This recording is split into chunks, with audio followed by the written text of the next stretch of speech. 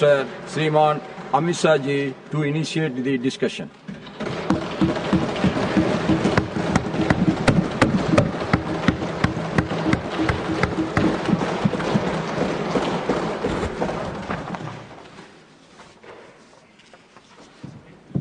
सभापति महोदय, यह सदन जब से बना तब से कई सारे ऐतिहासिक पल इस सदन ने जिए भी हैं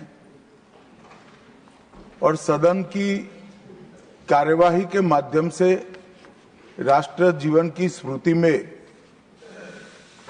वो समाहित भी हुए हैं।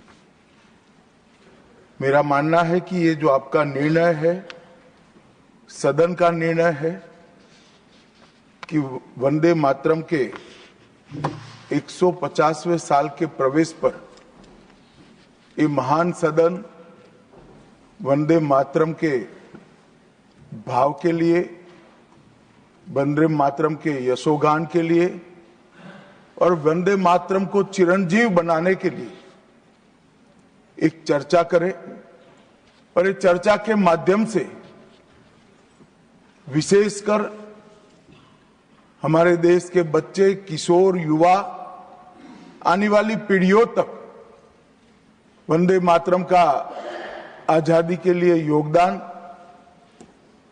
वंदे मातरम गान की रचना में राष्ट्रभक्ति और राष्ट्र की संस्कृति के प्रति समर्पण का जो भाव है, उसका आने वाले महान भारत की रचना में योगदान, इसके संकल्प के साथ जुड़ाव, ये सभी चीजों से हमारी आने वाली पीढ़ियां भी युक्त हो। इसलिए मैं आपका और सदन के सभी सदस्यों का हृदय पूर्वक बहुत बहुत अभिनंदन करना चाहता हूं कि आज ये चर्चा यहां पर आकार ले रही है। महोदय, हम सब सौभाग्यशाली हैं कि हम एक ऐतिहासिक पल के साक्षी भी बन रहे हैं और इसमें हिस्सा भी ले रहे हैं।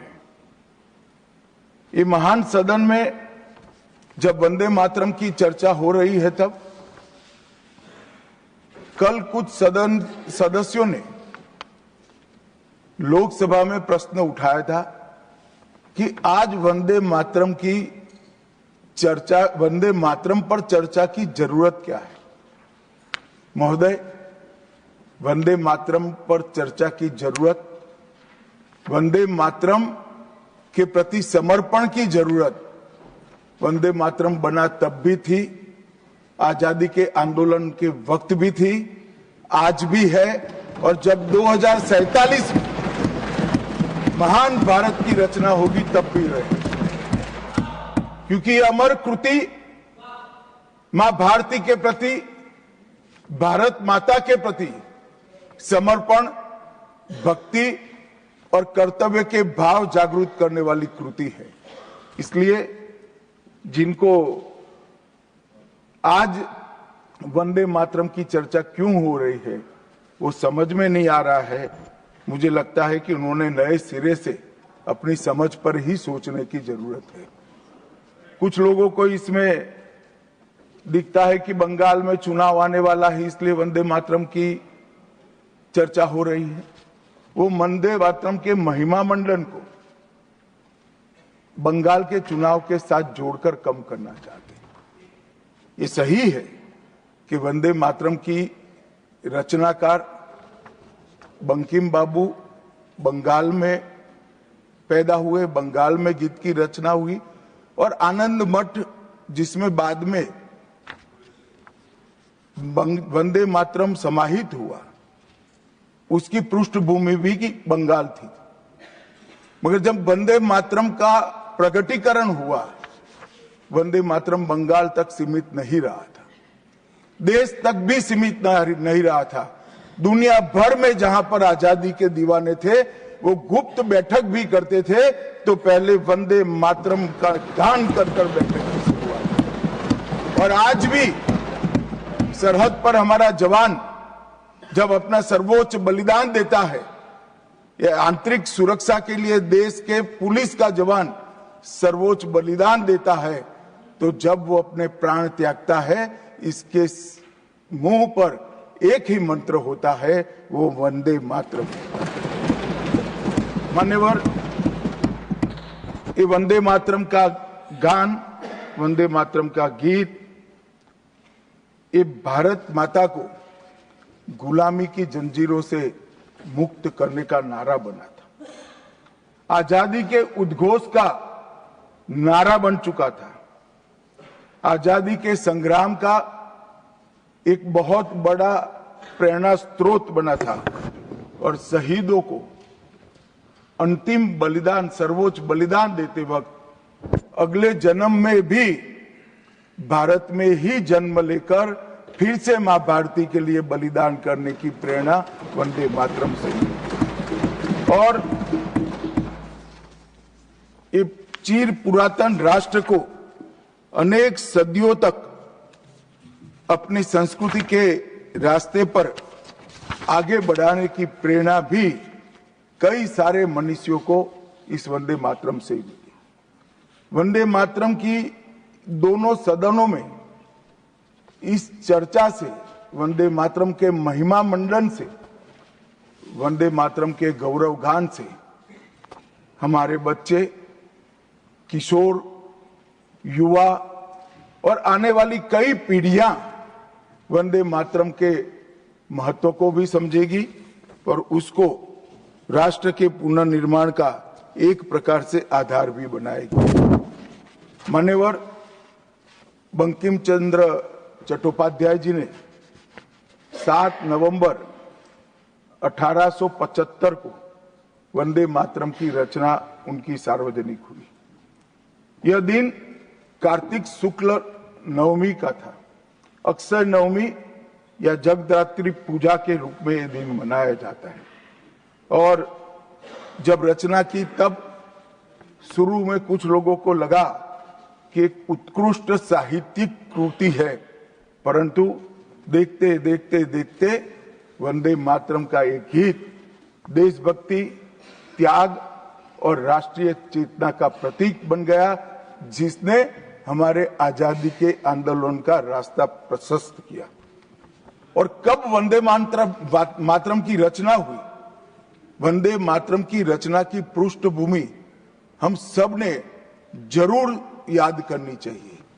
उसकी पृष्ठभूमि में सदियों तक इस्लामिक आक्रमण को झेलकर इस देश की संस्कृति और इस देश का इतिहास झंझोड़ने का काम, शीर्ण वीर्ण करने का काम हुआ था। उसके बाद अंग्रेजों ने अपने शासन के काल में, भारत के गुलामी के काल में एक नई सभ्यता, एक नई संस्कृति हमें थोपने का प्रयास किया था।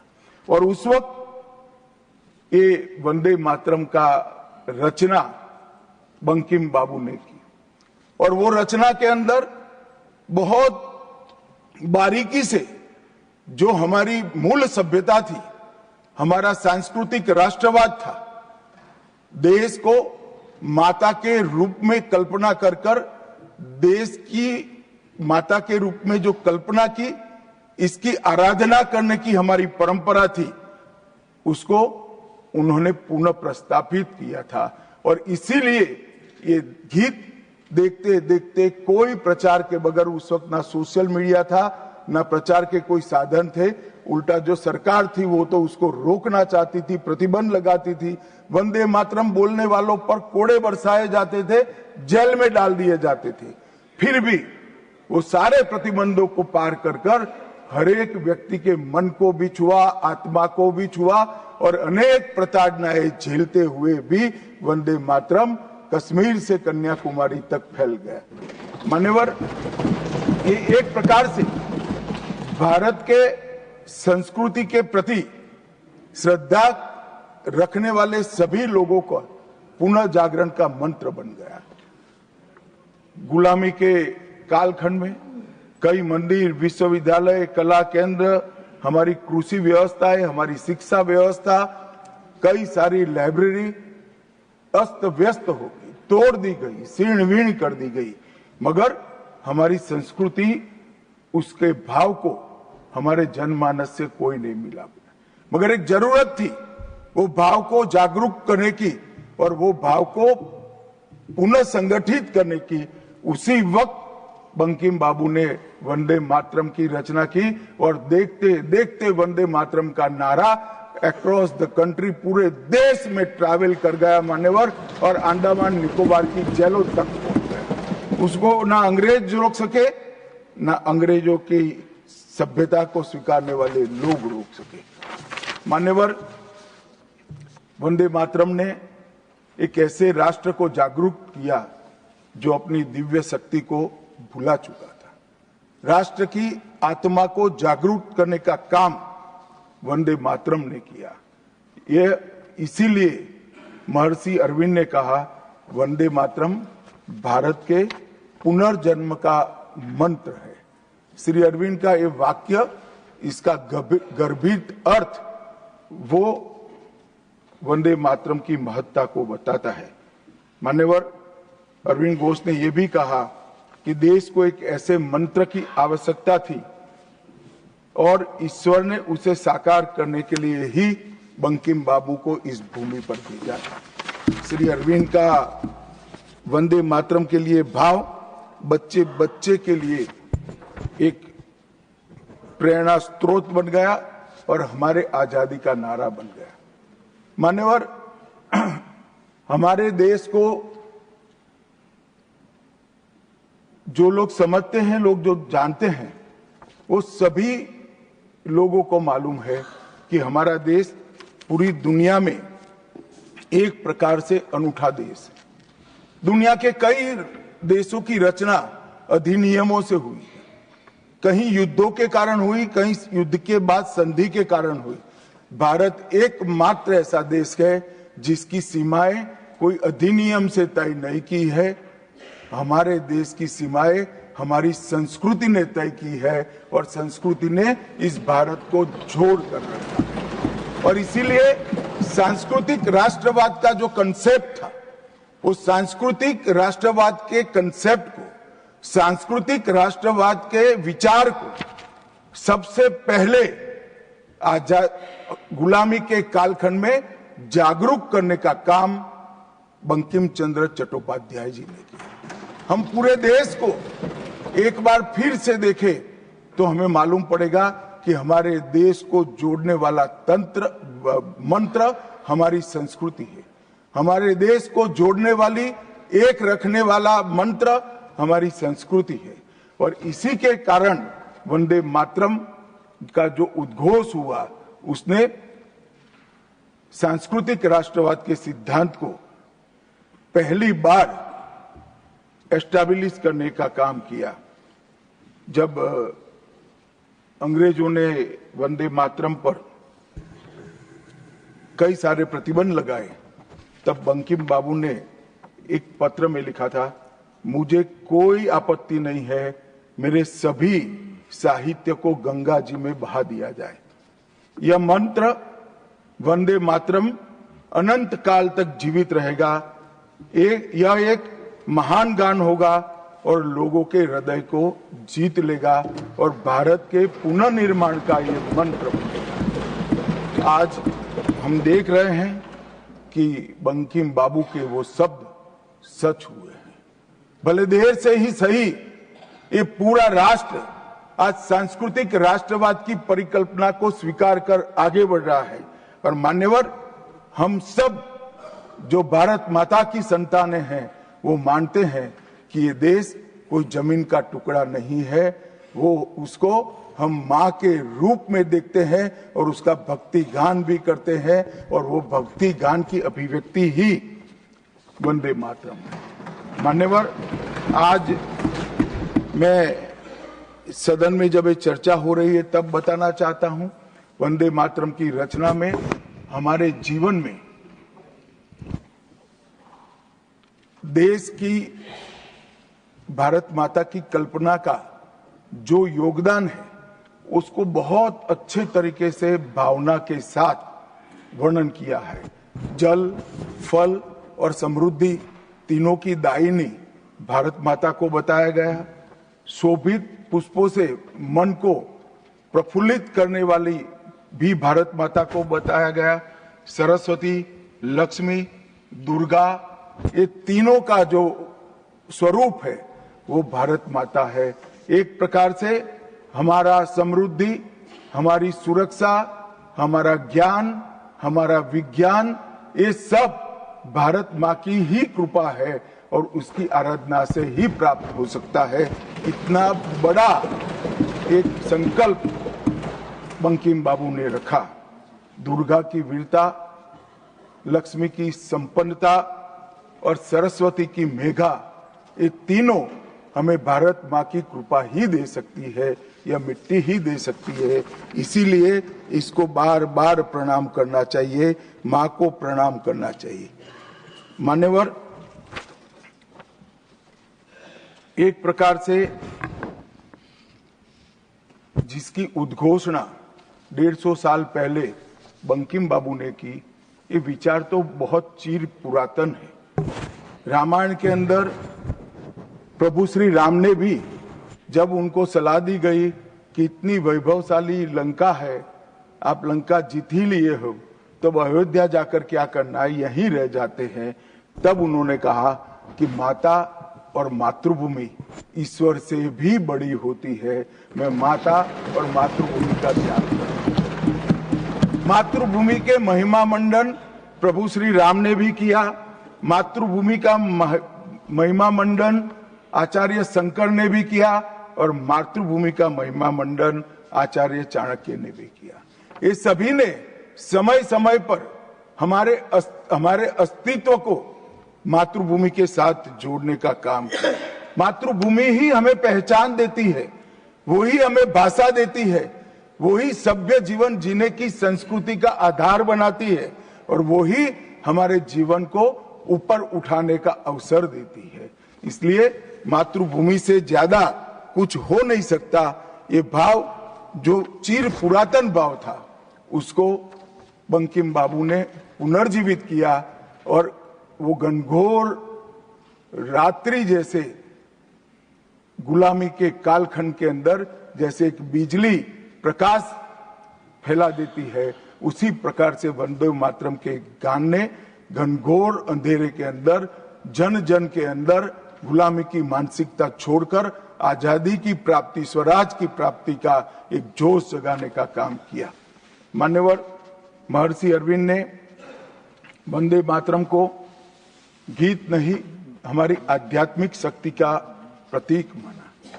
उन्होंने बहुत सुंदर तरीके से वर्णन किया है कि स्थूल, सूक्ष्म और कारण तीनों प्रकार से वंदे मातरम भारत की शक्ति को जगाता है। स्थूल शरीर, वंदे मातरम का उच्चारण हमारी शरीर में शक्ति और उत्साह भरता है। राष्ट्रभक्ति की क्रिया प्रक्रिया शक्ति को जगाती है। सूक्ष्म शरीर हमारे भावनाएं, हमारे विचारों को वो शुद्ध करता है और हमारी चेतना को वो जागरूक करता है। और कारण आध्यात्मिक शरीर में भी उन्होंने कहा कि बंकिम बाबू एक ऋषि चेतना से प्राप्त मेघा से ही वंदे मातरम की रचना की है। और बहुत अच्छे तरीके से उन्होंने कहा, यह गीत केवल देशभक्ति की, देश प्रेम की अभिव्यक्ति नहीं है, बल्कि भारत माता की दिव्य शक्ति का आह्वान है। भारत की मूल चेतना, सनातन शक्ति, उसको पुनर्जीवित करने का ये वंदे मातरम मंत्र है। और इसीलिए आजादी के वक्त सभी हमारे नेताओं ने वंदे मातरम को आजादी के आंदोलन का आधार बनाने का काम किया। कई सारे हमारे आजादी के संग्राम के सेनानी जिनको अंग्रेजों ने फांसी पर चढ़ाया, इस सब में एक चीज सामान्य निकल कर आती है, तो फांसी के तख्ते पर चढ़ते चढ़ते जो शहीद अंतिम शब्द बोले वो सभी के मुंह से वंदे मातरम ही निकला। स्वदेशी का आह्वान करना हो, विदेशी माल का बहिष्कार करना हो, राष्ट्रीय शिक्षा का आह्वान जगाना हो हर वक्त राष्ट्रभक्ति जगाते वक्त वंदे मातरम का उद्घोष इस देश ने सुना भी, इस देश ने महसूस भी किया। पंजाब के गदर आंदोलन में वंदे मातरम के शीर्षक से कई पर्चे बांटे गए। महाराष्ट्र में वंदे मातरम के विशेष अंक गणपति और शिवाजी के उत्सव में बांटे जाते थे। तमिलनाडु में सुब्रह्मण्यम भारती जी ने तमिल अनुवाद कर हिंद महासागर को भी क्रांति की चेतना से आंदोलित कर दिया था। मान्यवर, 1907 में कलकत्ता में वंदे मातरम नाम का एक अंग्रेजी अखबार शुरू हुआ, जिसके संपादक महर्षि अरविंद थे। ब्रिटिश सरकार ने उसको सबसे खतरनाक राष्ट्रवादी पत्र माना। वो राष्ट्रवादी भी कहते थे और खतरनाक भी कहते थे, और श्री अरविंद पर राजद्रोह का मुकदमा भी चला और उनको सजा भी गई। अंततोगत्वा उसको प्रतिबंधित कर दिया। मान्यवर, कांग्रेस के अधिवेशनों ने भी वंदे मातरम के महिमा मंडन को, वंदे मातरम के गान को गाया।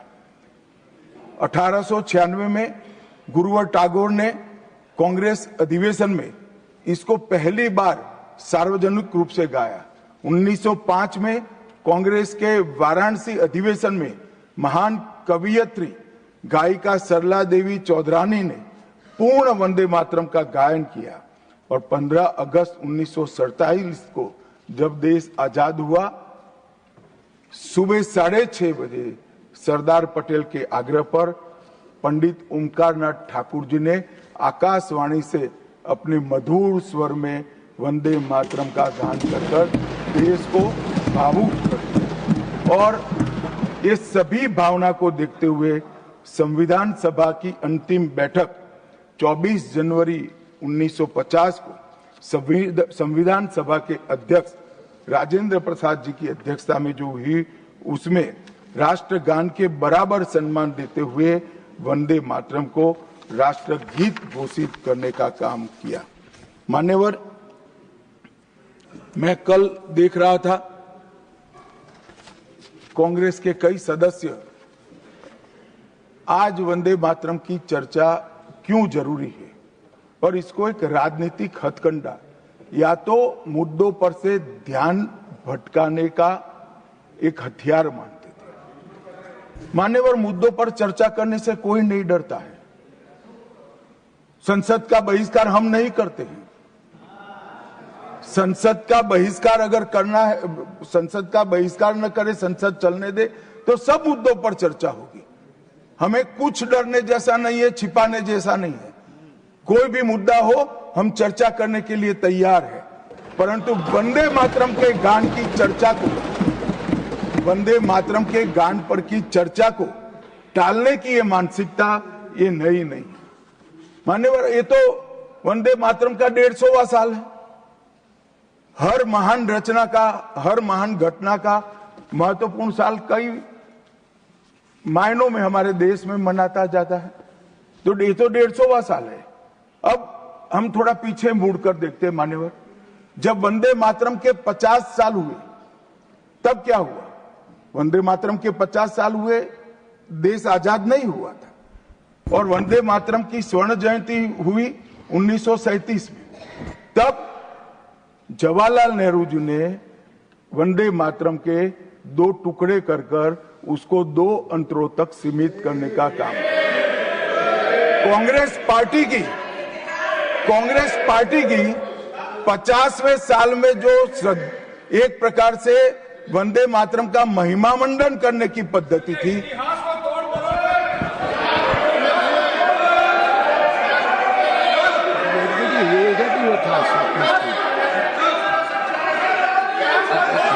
Right here, you will get your chance to speak, na?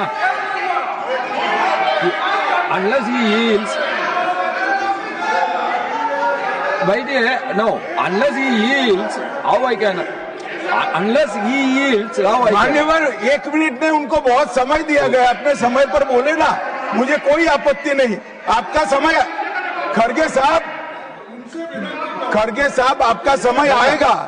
Garge ji, सभापति you are महोदय, going to get your time. Please wait. Garge ji, you are going to get your time. Please wait. Let him speak.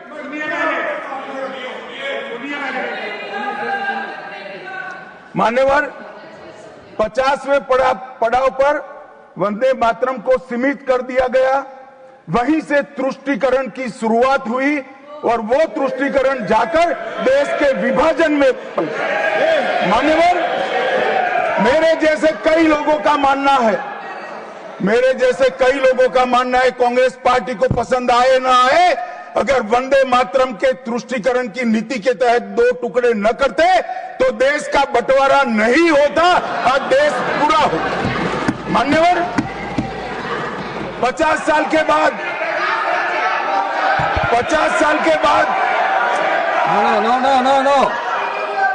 No, nothing will 50 साल go के on बाद record except honorable minister's speech.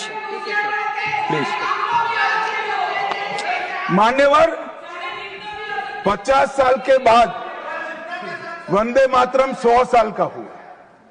सबको था कि 100 साल मनाए जाएंगे, 100 साल मनाए जाएंगे, मगर 100 साल हुआ तब वंदे मातरम का महिमा मंडन का सवाल ही नहीं था, क्योंकि वंदे मातरम बोलने वाले जो सारे लोग थे उनको इंदिरा जी ने जेल में बंद कर दिया।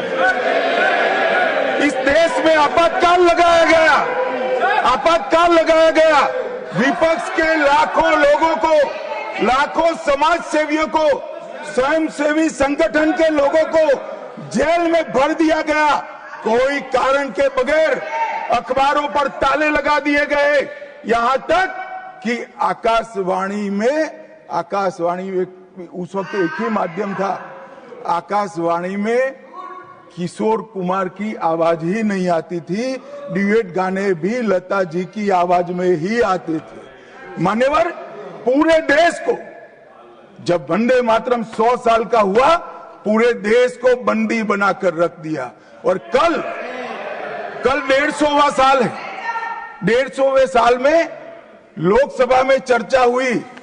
साहब ये कांग्रेस पार्टी की स्थिति देखिए, जिस कांग्रेस पार्टी के अधिवेशनों की शुरुआत गुरुवर टैगोर जैसे लोग वंदे मातरम गाकर कराते थे। वंदे मातरम कांग्रेस पार्टी के आजादी के आंदोलन का एक मंत्र बना था। वो वंदे मातरम के महिमा मंडन करने के लिए जब लोकसभा में चर्चा हुई, गांधी परिवार के दोनों सदस्य नदारद थे, दो में से एक भी। वंदे मातरम का विरोध आज भी जवाहरलाल नेहरू से लेकर आज के कांग्रेस के नेतृत्व तक कांग्रेस के खून के अंदर बसा। मान्यवर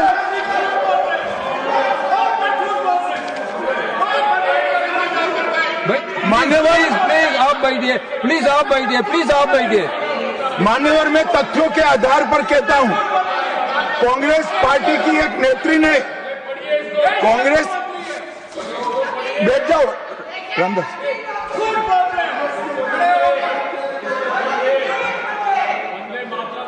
अरे दिग्विजय जी, अब नौकरी पक्की है इस आयु में, क्या कर रहे हो भैया?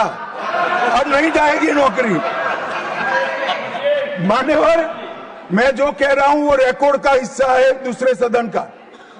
मान्यवर दूसरे सदन की चर्चा में कांग्रेस पार्टी की एक प्रमुख नेत्री ने कहा है कि वंदे मातरम की आज चर्चा की कोई जरूरत नहीं है। मुझे मालूम नहीं पड़ता कि वंदे मातरम से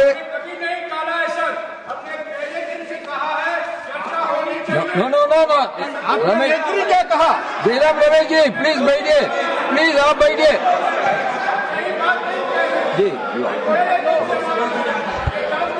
साहब माननीय सदस्य जयराम जी का प्रॉब्लम है कि वो सिर्फ विपक्ष की ही बात सुनते हैं, अपने नेताओं की बात को सुनते नहीं है। मैंने ऐसा नहीं कहा, आपने कहा है। मैंने ऐसा कहा कि लोकसभा में चर्चा में कांग्रेस पार्टी की एक प्रमुख नेत्री ने कहा है कि अभी इस समय वंदे मातरम की चर्चा की कोई जरूरत नहीं। ये रिकॉर्ड पर है, रिकॉर्ड पर।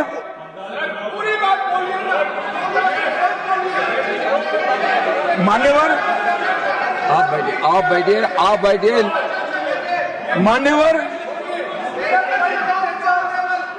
मान्यवर, जिस गीत को, जिस गान को महात्मा गांधी ने राष्ट्र की शुद्धतम आत्मा से जुड़ा हुआ गीत कहा, बिपिन चंद्र पाल ने एक राष्ट्र धर्म है जिसमें राष्ट्रभक्ति और कर्तव्य दोनों समाहित है, जिसकी अभिव्यक्ति वंदे मातरम करता है, वो वंदे मातरम का टुकड़ा करने का काम भी कांग्रेस पार्टी ने किया था। मान्यवर, अंतर्राष्ट्रीय स्तर पर भी वंदे मातरम ने हमारे आजादी के आंदोलन को गति देने का काम किया। श्यामजी कृष्ण वर्मा, मैडम भिखाजी कामा और वीर सावरकर ने जो भारत का त्रिवर्ण ध्वज निर्मित किया था, उस पर स्वर्णिम अक्षर में एक ही नाम था, वंदे मातरम। मान्यवर, बर्लिन के ओलंपिक्स में भी 1936 में गुलामी के कालखंड में भी जब हमारे हॉकी की टीम को, हमारी टीम को उत्साह की जरूरत थी, प्रेरणा की जरूरत थी, कोच ने लाइन में खड़े कर भावपूर्ण तरीके से वंदे मातरम का गान किया और हम गोल्ड मेडल जीतकर आ गए। मान्यवर, भारतीय जनता पार्टी की रचना हुई तब से, हमारी तो पार्टी की रचना ही सांस्कृतिक राष्ट्रवाद और ये देश अपने मूल संस्कृति के आधार पर, मूल विचारों के आधार पर चलना चाहिए, पाश्चात्य संस्कृति के आधार पर नहीं चलना चाहिए। इसीलिए हमारी पार्टी की स्थापना थी। मान्यवर, इस संसद में वंदे मातरम के गान को बंद करा दिया है। अब फिर से खड़े हो जाएंगे कि नहीं नहीं नहीं, आप गलत बोल रहे हो, मगर इस रिकॉर्ड है मान्यवर महोदय। 1992 में भाजपा सांसद श्री राम नाईक ने एक शॉर्ट ड्यूरेशन डिस्कशन के माध्यम से वंदे मातरम को संसद में फिर से गाने की शुरुआत करने के लिए एक मुद्दा उठाया और उस वक्त प्रतिपक्ष के नेता लाल कृष्ण आडवाणी जी ने बहुत प्रमुखता के साथ लोकसभा के स्पीकर को कहा कि इस महान सदन के अंदर वंदे मातरम का गान होना चाहिए, क्योंकि संविधान सभा ने इसको स्वीकारा है। और फिर लोकसभा ने सर्वानुमत से 1992 में वंदे मातरम के गान की शुरुआत की। मान्यवर, हम जब वंदे मातरम की गान की शुरुआत कर रहे थे, उस वक्त भी मैं नाम देना नहीं चाहता, वरना औचित्य के सवाल उठाएंगे, कुछ टेक्निकल मुद्दे उठाएंगे, मगर इंडी अलायंस के ढेर सारे लोगों ने, मेरे पास नाम की सूची है, इनको आपत्ति नहीं हो तो मैं पढ़ सकता हूं, ढेर सारे लोगों ने कहा था कि हम वंदे मातरम नहीं गाएंगे, ना बोल दिया। और मैंने मेरी आंख से देखा है, कई सारे सदस्य वंदे मातरम होता है तो वंदे मातरम के गान के पहले संसद में बैठे होते हैं तो भी खड़े होकर बाहर चले जाते हैं।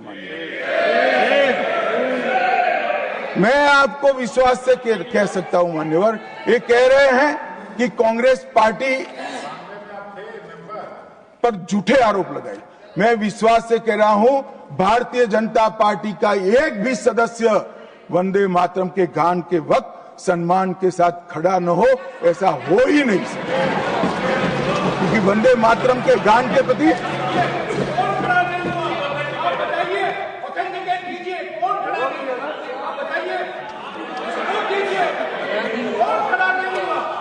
आप बैठिए, आप बोथ बैठिए प्लीज, आप बोथ बैठिए प्लीज, बैठिए please. You will get your chance to speak.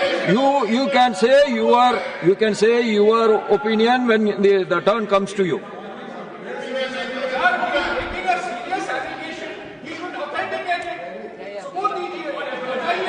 मान्यवर, अरे सुनो तो, बोल क्या करते हो भैया, मुझे सुनो तो। मान्यवर, सम्मानीय सदस्य जी ने कहा है कि कौन कौन कांग्रेस पार्टी के लोगों ने वंदे मातरम नहीं गाने के लिए स्टेटमेंट दिया है और संसद के वक्त बाहर चले गए हैं। मैं इसकी सूची आज शाम होने के पहले सदन के पटल पर रख दूंगा। मेरा विनंती है कि वो कांग्रेस सदस्यों के नाम इस चर्चा का हिस्सा करने के लिए आप आदेश करिएगा। इस सदन की चर्चा के रिकॉर्ड पर रहना चाहिए कि कांग्रेस पार्टी के सदस्य वंदे मातरम का विरोध करते हैं। इस देश की जनता इनको जाननी चाहिए। माननीय, मैं दे देता हूं, दिग्विजय सिंह पढ़ लीजिएगा।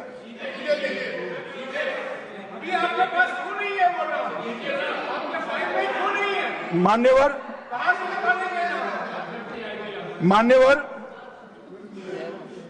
वंदे बंकिम चंद्र चटर्जी की, चट्टोपाध्याय जी की 130वीं जयंती पर हमारी सरकार ने, डाक विभाग ने एक स्टैंप जारी किया। स्वतंत्रता की 75 की वर्षगांठ के उपलक्ष्य में हर घर तिरंगा का अभियान भी हमने करा और उस वक्त हमारे प्रधानमंत्री जी ने जनता का आह्वान किया था कि तिरंगा फहराते वक्त वंदे मातरम बोलना नहीं भूलना चाहिए। और मान्यवर, ये वंदे मातरम की 150वीं वर्षगांठ, उसको भी भारत सरकार बहुत अच्छे तरीके से हमने मनाने का तय किया है।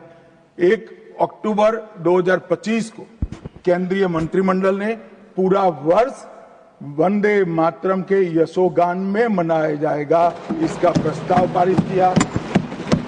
24 अक्टूबर 25 को राष्ट्रीय और अंतर्राष्ट्रीय स्तर पर समन्वयित कार्यक्रमों की रूपरेखा तय की गई।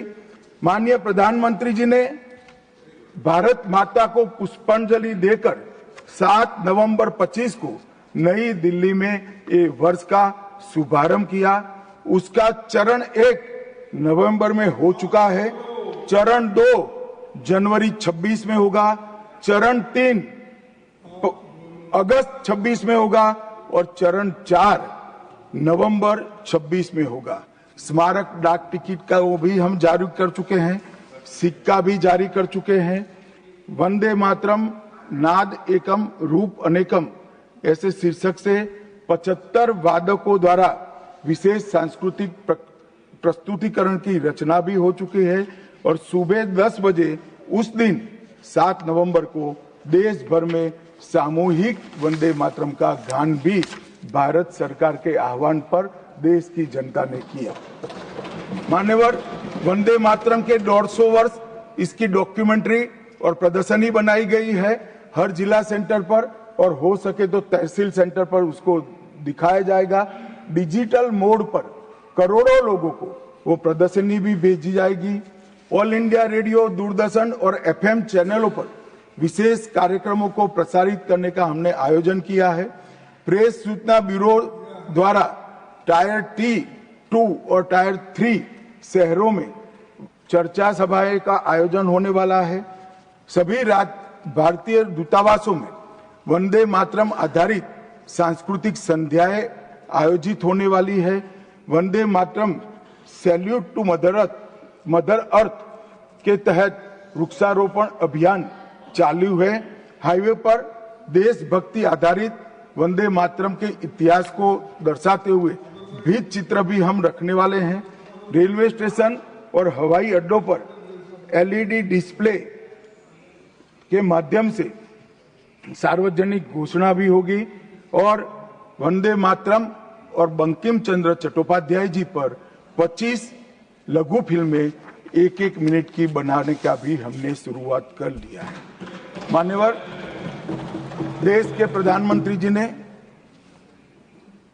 लाल किले से अमृत काल के लिए पंच प्रण की घोषणा की थी। इसमें एक, जब देश आजादी की शताब्दी मनाता हो उस वक्त विकसित भारत का लक्ष्य हमने तय करना है। गुलामी की हर मानसिकता से मुक्ति प्राप्त करनी है। अपनी विरासत पर गर्व लेना है। देश की एकता और एकजुटता और अखंडितता को हमें संभाल कर रखना है और नागरिकों में कर्तव्य की भावना को हमें आगे बढ़ाना है। मान्यवर, जब देश के आजादी के 75 साल हुए, कोरोना काल होने के बावजूद 2 साल तक पूरे देश के हर गांव-गांव में आजादी के अमृत महोत्सव को मनाया गया। अमृत महोत्सव के माध्यम से इस देश की युवा पीढ़ी को हमारी 1857 से 1947 तक की पूरी आजादी के संघर्ष को हमारे युवाओं को परिचित कराया। कई नामी, कई अनामी, जिनके नाम भी इतिहास में दर्ज नहीं हुए, ऐसे स्वतंत्रता संग्राम के नायकों को ढूंढकर उनके स्मारक बनाए गए। देश भर में कई कार्यक्रम हुए और देशभक्ति का एक नया ज्वार खड़ा करने का प्रयास आजादी के बाद पहली बार 75 साल जब मनाए गए तब हुआ। और वहां से अटके नहीं, माननीय प्रधानमंत्री जी ने अमृत काल का विचार रखा। आजाद हुए तब से 75 साल जितनी भी सरकारें आई, अच्छा काम किया, सबने देश को बहुत आगे बढ़ाया है। हमने हमारे लोकतंत्र को पाताल से भी गहरा पहुंचाया है। हमारे लोकतंत्र की जड़ें आज मजबूत हो चुकी है मान्यवर। मगर 75 से 100 साल का एक कालखंड अमृत काल के रूप में इसका नामकरण प्रधानमंत्री नरेंद्र मोदी जी ने करा और देश के युवाओं के सामने एक संकल्प रखा मान्यवर कि आजादी का अमृत महोत्सव से आजादी की शताब्दी तक ये जो पूरा कालखंड है वो देश को महान बनाने का कालखंड के रूप में हम उसको चैलेंज के रूप में लेंगे, एक चुनौती के रूप में लेंगे। और जब आजादी की शताब्दी मनाई जाएगी, ये देश पूरे विश्व में हर क्षेत्र में नंबर 1 पर होगा। ऐसे देश और मान्यवर संकल्प आज प्रधानमंत्री जी का अकेले का नहीं है, कोई एक पॉलिटिकल पार्टी का नहीं है। कुछ लोग भले उसको राजनीतिक नारा समझते हो, मगर ये संकल्प 140 करोड़ भारतीयों का संकल्प है और ये पूरा होकर, और इसीलिए ये दैव योगी ही है कि जब अमृत काल हम मना रहे हैं तभी वंदे मातरम के 150वां साल आज आया है। और फिर से एक बार इसके माध्यम से हम राष्ट्रभक्ति को जगाने का काम करेंगे। मान्यवर, मैंने पहले भी कहा कि वंदे मातरम काल बाह्य कभी नहीं होगा। उसकी रचना हुई तब भी उसकी इतनी ही जरूरत थी जितनी आज है। और मान्यवर, उस जमाने में वंदे मातरम देश को आजाद बनाने का कारण बना और अमृत काल में देश को विकसित और देश को महान बनने का नारा वंदे मातरम बनेगा, इसका मुझे पूरा विश्वास है। और मैं मानता हूं कि सदन में बैठे हुए सभी सदस्यों की साझी जिम्मेदारी है कि हम बच्चे के मन में वंदे मातरम के संस्कार पुनः जागृत करें, हर युवा के मन में वंदे मातरम के नारे को प्रस्तापित करें, हर किशोर को वंदे मातरम की व्याख्या के रास्ते पर अपना जीवन समर्पित करने के लिए उसको प्रेरित करें। और वंदे मातरम का ये उद्घोष ही हमारे आजादी के सेनानियों ने जो भारत की कल्पना की थी वो भारत की रचना का कारण बनेगा। और मैं मानता हूं कि सदन की भावना हमारी युवा पीढ़ी तक विशेषकर पहुंचेगी, इसका मुझे पूरा विश्वास है। आपने मुझे समय दिया, इसलिए मैं आपका पूरा धन्यवाद कर मेरी वाणी को